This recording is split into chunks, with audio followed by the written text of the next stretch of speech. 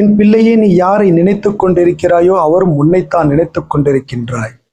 ஆனாலும் உன் மனதில் வரும் கேள்வி, ஏன் இந்த பிரிவு? ஏன் என்னை தவிர்க்க வேண்டும்? ஏன் சந்திப்பதை தவிர்க்க வேண்டும்? ஏன் பேசுவதை தவிர்க்க வேண்டும்? இந்த கேள்விக்கெல்லாம் எனக்கு விடை உடனே கிடைத்து விட வேண்டும் என்று தவிக்கின்றாய். இது காலத்தின் கட்டாயம் பிள்ளையே.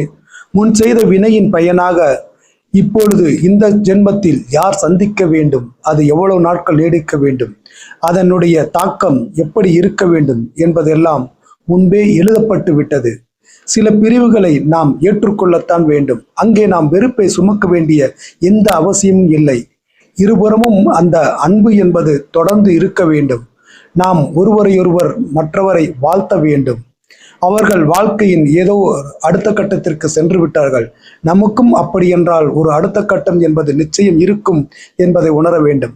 அந்த அடுத்த கட்டத்தை நோக்கி நாமும் நகர வேண்டும். எண்ணத்தை ஆரோக்கியமாக வைத்துக்கொண்டு மனதில் அதே அன்போடு அவர்கள் நன்றாக இருக்க வேண்டும் என்று வாழ்த்தி நாம் அந்த பிரிவை ஏற்றுக்கொள்ள வேண்டும். வாழ்க்கையில் இது எல்லோருக்கும் வரக்கூடியதுதான். ஒவ்வொருவருக்கும் ஒவ்வொரு காலகட்டத்தில் இது போன்ற பிரிவு, குழப்பங்கள், ஏமாற்றம், துன்பம், இது போன்ற பல நிகழ்வுகள் நடந்து கொண்டுதான் இருக்கும். அதையெல்லாம் கடந்து வந்த மனிதர்கள் தான் வென்று இன்று சாதனையை புரிந்து கொண்டு இருக்கிறார்கள். அதுபோல் உன்னாலும் சாதிக்க முடியும். எனவே நீ மூலையில் அமர்ந்து இப்படி சோகமாக கண்ணீர் விட்டு கொண்டு இருப்பதால் எந்த பயனும் இருக்க போவதில்லை. அதே நேரம் அடுத்தவர் மீது வெறுப்பை சுமப்பதாலும் அவர்கள் மீது பழியை சுமப்பதாலும் அவர்களை பற்றி அவதூறாக பேசுவதாலும் எதுவும் மாறிவிடப் போவதில்லை. உனக்கான ஒரு வாழ்க்கை இருக்கின்றது. அந்த வாழ்க்கையை நோக்கி நகர்வதற்கு நீ தயாராக இரு. உனக்கு மிக அற்புதமான ஒரு வாழ்க்கை, இதைவிட மகிழ்ச்சியான ஒரு வாழ்க்கை உனக்கு காத்திருக்கின்றது. அந்த வாழ்க்கையை நீ பெற வேண்டுமானால் என் கையை பிடித்து கொண்டு எழுந்து வா. இப்போது நீ அமர்ந்திருக்கும் இந்த சோகமான ஒரு சூழலிலிருந்து நீ வெளியே வா. உன்னை நான் நடத்தி கொண்டு செல்வேன். உன்னை கைப்பிடித்து அழைத்து செல்வேன். உன்னுடைய அடுத்த கட்ட நகர்வு என்னுடன் தான் இருக்கும். அப்படிப்பட்ட ஒரு அற்புதமான நகர்வை நோக்கி நீ நகர்ந்து கொண்டு செல்ல போகிறாய். இப்படி தேங்கி இருக்க வேண்டாம் பிள்ளையே. என் பேச்சை கேட்டு இதோடு நீ இந்த சூழலிலிருந்து வெளிவருவதற்கு என்ன செய்ய வேண்டும் என்று யோசி.